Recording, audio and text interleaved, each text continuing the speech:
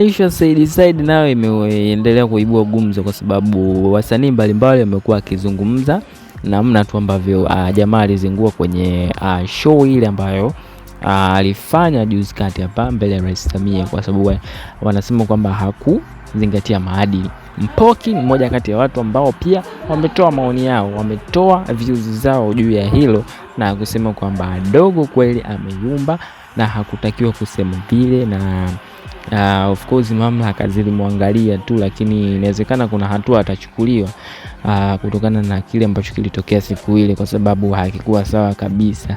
Alipituka mipaka, aliweza kumtolea rais maneno ambayo hayakuwa mazuri mbele pale, na mpaka rais mwenyewe alikuwa anaona aibu, anaona aibu kubwa mno kwenye event ile.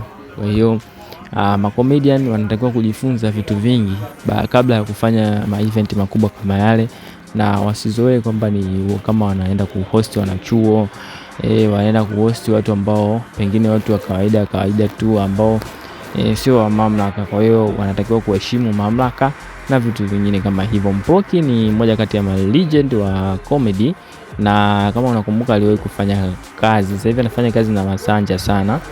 Kuna platform inaitwa Wakali Wao kwenye YouTube, unaweza ukaiona. Wanafanya kazi sana na Masanja, lakini aliwahi kuwa kwenye kundi la inaitwa The Comedy Original Comedy.